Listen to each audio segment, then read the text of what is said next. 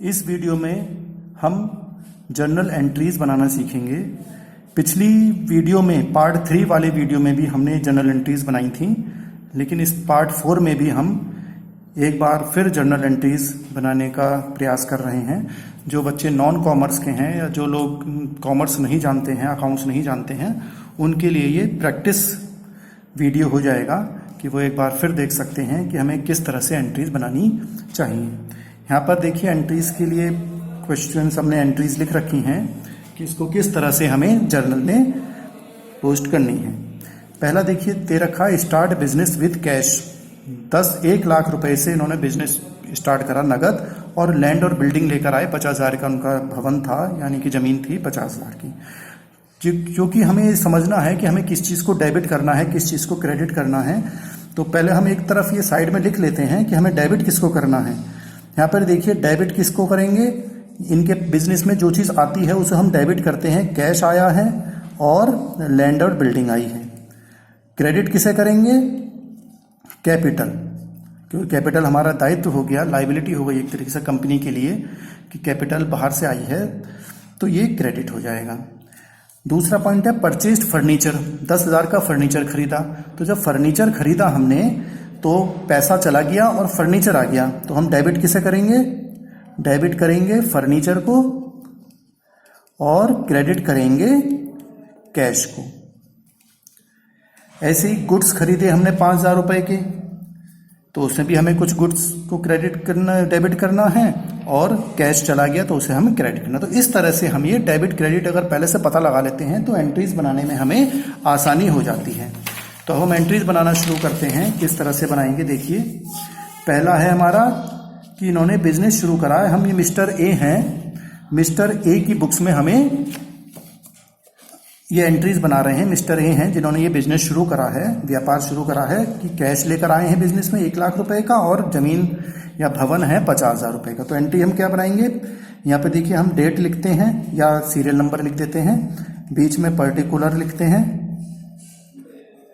यहाँ पर ledger folio, इसका भी कोई मतलब नहीं है, और साथ में आएगा आपका यहाँ पे अमाउंट डेबिट साइड का, और यहाँ पे अमाउंट आता है क्रेडिट साइड का।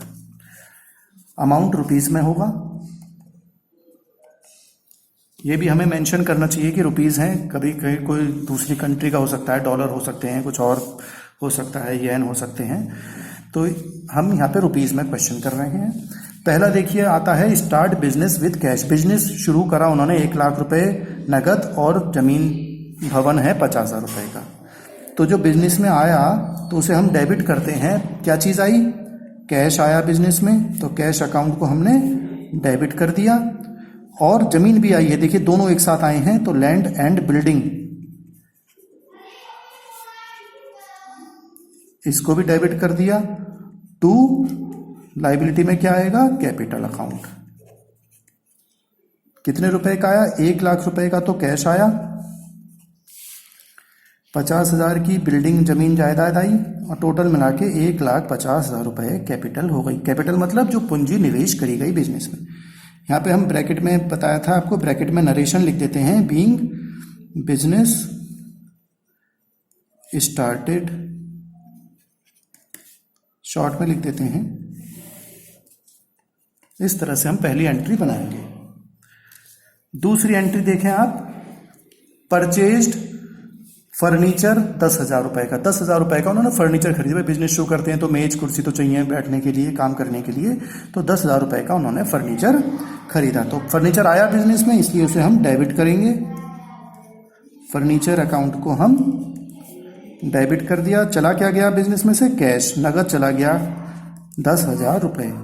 तो 10,000 रुपए हमने डेबिट साइड में, 10,000 रुपए क्रेडिट साइड में लिख दिए। ब्रैकेट में लिख दिया जाता है being furniture purchase. Furniture purchase मतलब खरीदा,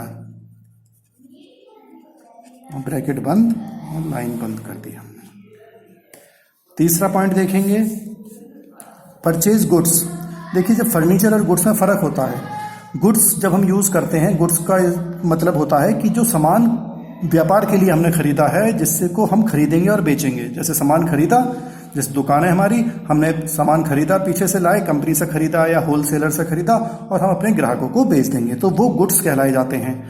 लेकिन अगर फर्नीचर खरीदा, व्हीकल खरीदे या कुछ जमीन जायदाद खरीदी, तो वो गुड्स नहीं माने जाते हैं, वो एसेट्स माने जाते हैं, संपत्ति मानी जाती है। लेकिन ये गुड्स खरीदे इन्होंने, तो गुड्स को हम परचेजेज नाम देते हैं। यहाँ पे परचेजेज अकाउंट डेबिट टू, और कैश में खरीदा तो नगद चला गया, कैश अकाउंट हो गया कि, तो हेडिंग यहाँ पे नरेशन लिख देंगे, बीइंग गुड्स परचेज्ड, ब्रैकेट बंद हो जाएगा। कितने का खरीदा था सामान? 5,000 रुपए का, तो 5,000 रुपए डेबिट साइड में, अब 5,000 रुपए क्रेडिट साइड में लिख दिए जाएंगे। चौथा पॉइंट है, देखिए अब इन्होंने सामान जब खरीदते हैं तो बेचने के लिए खरीदा है, तो फिर उसे बेचते हैं, तो गुड्स इन्होंने बेचे 4,000 रुपए के, दिख रहे हैं आपको, देखिए सोल्ड गुड्स, 4,000 रुपए का सामान बेचा, तो बेचा तो पैसा आएगा, तो पैसा आ गया तो कैश अकाउंट को डेबिट कर दिया हमने, और हमारे पास से सामान चला गया, गुड्स चले गए, तो उसको हम यहाँ पे सेल्स, बिक्री कहते हैं, सेल्स अकाउंट को हमने क्रेडिट कर दिया। जब सामान आता है, खरीदते हैं तो परचेजेस, बेचते हैं तो उसे सेल्स कहा करते हैं, सेल्स अकाउंट। कितने का बेच दिया? 4,000 रुपए का, तो 4,000 रुपए हमने यहाँ पर लिख दिए, डेबिट साइड में भी और क्रेडिट साइड में भी। यहाँ पे लिख दिया जाएगा बीइंग गुड्स सोल्ड। अब पांचवें पॉइंट पे आते हैं, देखिए पांचवा पॉइंट होगा पेड कैरेज। कुछ रिक्शे भाड़े का कुछ किराया दिया इन्होंने 100 रुपए, तो किराया देते हैं तो हमारा खर्चा होता है। ये हम पहली वीडियो में हम सीख चुके हैं कि जब कोई खर्चा होता है तो उसे हम डेबिट साइड में लिखते हैं। तो कैरेज जो है, अब आप देखेंगे इधर हम कैरेज लिखेंगे, कैरेज अकाउंट डेबिट, नगद चला गया तो जाने वाले को हम क्रेडिट करते हैं, कैश अकाउंट। 100 रुपए का हमने किराया दिया तो 100 रुपए हमने यहाँ पे लिख दिए। अब देखिए समझने की बात एक और आ रही है, साथ में इन्होंने इलेक्ट्रिसिटी बिल भी दिया है 300 रुपए का। देखें आप, पांचवें पॉइंट में कैरेज है, 100 रुपए का किराया दिया रिक्शे भाड़े का, और बिजली का बिल दिया, इलेक्ट्रिसिटी बिल दिया 300 रुपए का। तो कैरेज और इलेक्ट्रिसिटी बिल 300 रुपए का दिया है इन्होंने, तो कैरेज की तो एंट्री बना दी। आप इलेक्ट्रिसिटी बिल की भी एंट्री बना सकते हैं साथ में, electricity account debit to cash. ये 300 रुपए का है तो 300 लिखा। लेकिन अब हम क्या करते हैं, हम चाहें तो इन दोनों की जगह पर हम एक ही एंट्री बना देते हैं कंबाइंड करके। किस तरह से देखें आप, कि ये कैरेज अकाउंट डेबिट, सारे खर्चे क्योंकि एक ही दिन के हैं, पांचवें पॉइंट में ही है, एक ही दिन में है, तो कैरेज के हम 100 रुपए लिख दिए, और इलेक्ट्रिसिटी बिल के भी एक साथ लिख देते हैं, इलेक्ट्रिसिटी अकाउंट डेबिट कर दिया 300 रुपए, और नगद चला गया हमारा दोनों मिला के कितने रुपए? 400 रुपए। तो 400 रुपए ये लिख दिया। तो दोनों का साथ में लिख देंगे, being carriage and electricity bill paid. Line बंद कर दी हमने। तो देखें, हम अलग अलग हमें बनाने की जरूरत नहीं है, हम इकट्ठी एंट्री, ये वाली एंट्री सही मानी जाएगी कि हम इकट्ठा दोनों को बता दें। एक ही दिन में अगर ट्रांजैक्शन एक जैसे हो रहे हैं तो उनको हम एक साथ बना सकते हैं। तो हमने दोनों एक खर्चे एक साथ बना दिए और नगद चला गया हमारे 400 रुपए। ठीक है, अब छठा पॉइंट देखते हैं। छठे पॉइंट में देखें, डिपॉजिट कैश इनटू बैंक। 1,000 रुपए इन्होंने बैंक में जमा कर दिए, बैंक में खाता खुलवाया, उसमें जमा कर दिए। तो बैंक में जमा कराए तो बैंक हमारी संपत्ति हो जाती है।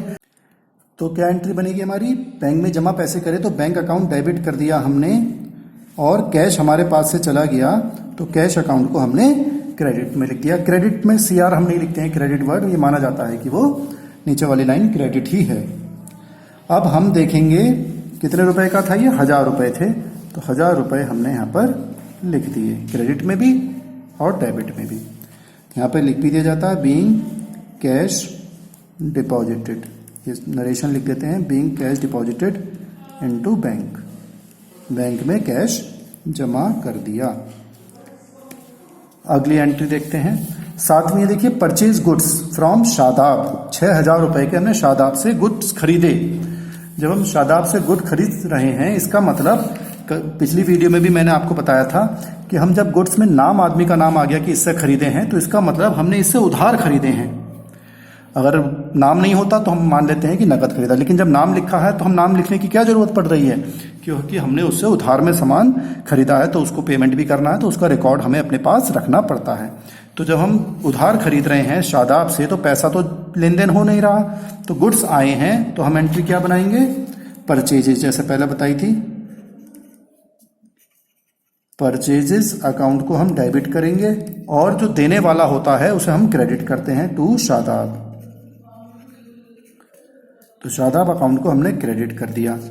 6,000 रुपए का हमने उससे सामान खरीदा, तो 6 डेबिट साइड में, 6 क्रेडिट साइड में। ब्रैकेट में लिख दिया जाएगा being goods purchased on credit. On credit मतलब उधार, हमने ये सामान उधार खरीदा और लाइन बंद कर दी।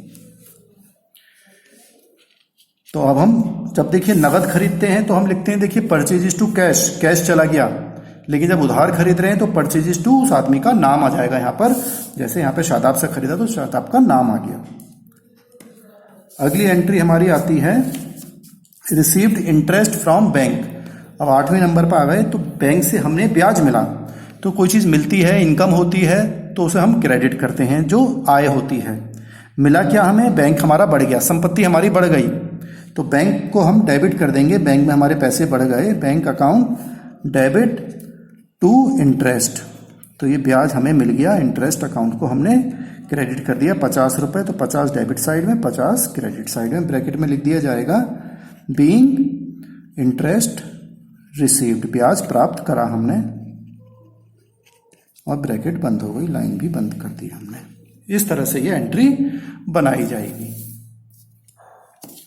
अगला पॉइंट आता है हमारा 9वां, sold goods to Faisal. Faisal को हमने सामान बेचा 7,000 का। फिर देखिए नाम आ रहा है यहाँ पे, फैसल का नाम आ रहा है, जैसे शादाब का नाम आया था ऐसी फैसल का नाम, क्योंकि अब फैसल को हमने सामान बेचा, सोल्ड करा, बेचा, बिक्री करी, तो उसका नाम क्यों लिख रहे हैं, क्योंकि हमें उससे, अब इसका मतलब हमें उसे उधार दिया है और उससे बाद में हमें पैसा लेना है, इसलिए उसका रिकॉर्ड हम बना के रखेंगे।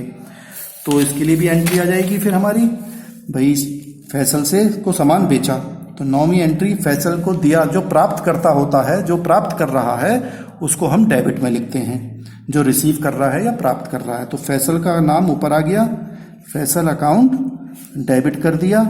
टू बेचने को हम क्या लिखते हैं, गुड्स जा क्या रहा है, हमारा सामान जा रहा है, लेकिन मैंने आपको बताया था हम बिक्री लिखते हैं, यानी कि सेल्स, सेल्स अकाउंट लिखते हैं यहाँ पे, और ब्रैकेट में लिख दिया जाएगा बीइंग गुड्स सोल्ड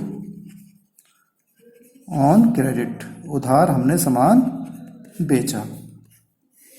लाइन बंद हो गई। 7,000 रुपए का सामान डेबिट साइड, 7,000 का हमारा क्रेडिट साइड। 10वां पॉइंट, अब जो शादाब को हमने सामान बेचा था, आप समझ जाए, देखिए आप शादाब को हमने, शादाब से तो खरीदा था हमने सामान 6,000 रुपए का, तो शादाब पेड टू शादाब 5500 रुपए हमने उसे दे दिए। सामान खरीदा था हमने 6,000 का, लेकिन उसे हमने पेमेंट कितना करा, केवल 5500 in full settlement. Full settlement का मतलब होता है कि हमने पूरा हिसाब किताब बराबर हो गया, खत्म हो गया, सब हिसाब किताब खत्म। तो यानी कि 7,000 का जो सामान, 6,000 का जो सामान खरीदा, ये खरीदा हमने 6,000 का और उसे दे रहे हैं हम केवल 5500। तो इसका मतलब 500 रुपए हमने उसके रोक लिए। और बात हो गई कि 500 हमने क्यों रोक लिए, वो कैसे मान गया, इसका मतलब उसने हमें छूट दे दी कि चलिए 6,000 की जगह आप 5500 रुपए हमें दे दीजिए। तो और फुल सेटलमेंट जब लाइन लिखी होती है, इसका मतलब पूरा हिसाब किताब बराबर हो गया। अगर ये लाइन नहीं लिखी होती तो हम ये मानते कि भी 500 देने को रह गए हैं, अभी हमने 5500 दिए हैं। लेकिन जब इन फुल सेटलमेंट यानी कि पूरा फुल हो गया मामला, हिसाब किताब बराबर हो गया, तब इसका मतलब ये माना जाएगा कि अब हमें और तो देना नहीं है, तो 500 रुपए जो बच गए वो हमें माना जाएगा कि हमें डिस्काउंट मिल गया, छूट मिल गई। तो इसमें देखिए कई बातें आ गई। शादाब को पेमेंट करना है, तो एक तो शादाब अमाउंट चीज आई, एक नगद आई, और एक हमारा डिस्काउंट आया 500 रुपए। तो देखिए किस तरह से एंट्री बनाएंगे, हम शादाब को दे रहे हैं तो प्राप्तकर्ता जो होता है उसे हम डेबिट साइड में लिखते हैं, शादाब अकाउंट डेबिट। कितने रुपए मिले इसको, 5500 रुपए। लेकिन हमें लेकिन 5500 तो इसे मिले हैं, लेकिन देने कितने थे इसको, 6,000। हमने दिए कितने इसको, दिए तो 5500 ही हैं, तो कैश नगद चला गया हमारा 5500 और 500 रुपए का हमें डिस्काउंट मिल गया। डिस्काउंट मिल गया तो हमारा लाभ हो गया, एक तरह से आय हो गई, फायदा हो गया हमारा। तो डिस्काउंट जो है वो 500 रुपए जो क्रेडिट में लिख दिया जाता है, क्योंकि जो हमें फायदा होता है, लाभ होता है, जैसे प्रॉफिट होता है हमारा या इनकम होती है, आय होती है हमारी, तो उसे हम क्रेडिट साइड में लिखते हैं। तो डिस्काउंट, तो देखिए टोटल बराबर हो गया कि 5500 नगद दे दिए, 500 रुपए में छूट मिल गया, शादाब का पूरा हिसाब 6000 का पूरा हो गया। और ब्रैकेट में लिख दिया जाएगा being amount paid to Shadab, Shadab को पेमेंट हमने कर दिया। ये नरेशन बीच में सब लाइनों में लिख दिया जाता है, जिससे कि पता रहे कि ये एंट्री जो बनाई हमने, ये जो एंट्री बनाई है ये किससे संबंधित है। अब 11वां पॉइंट देखें, रिसीव्ड 80%, 80% मतलब 80% हमें अमाउंट मिला फैसल से, as he become insolvent. Insolvent का मतलब होता है दिवालिया, ये दिवालिया हो गया। इंसॉल्वेंट मतलब दिवालिया हो गया, उसको नुकसान भारी हो गया, अब उसके पास कुछ पैसा संपत्ति नहीं बची, दिवालिया हो गया। तो फैसल कौन थे, फैसल थे सोल्ड गुड्स टू फैसल। हमने पहले सामान बेचा था इनको 7000 रुपए का, 7000 का हमने सामान बेचा था और हमें 7000 रुपए इनसे लेने हैं, लेकिन इनसे कितने प्राप्त हुए, रिसीव्ड हुए 80% ही पैसा प्राप्त हुआ, यानी कि 100 में 80 रुपए मान लीजिए, तो 80% प्राप्त हुआ क्योंकि वो दिवालिया हो गए। तो यानी कि 20% जो बचा, पूरा कितना माना जाता है, 100% माना जाता है। तो 100% तो टोटल होता है, तो हमें 80% प्राप्त हुआ, 80% प्राप्त हुआ, तो 20% हमें नुकसान हो गया, यानी कि पैसा हमारा डूब गया, क्योंकि वो तो दिवालिया हो गया, अब उसके पास तो कुछ बचा नहीं, तो हमें 80% ही प्राप्त हो पाएगा। तो हमें 20% का नुकसान हुआ और हमें केवल 80% ही मिले। तो 80% कितने होते हैं, हमें मिलने कितने थे, 7000। तो देखें आप 7000 का 80% कैसे निकालते हैं, गुणा 80/100।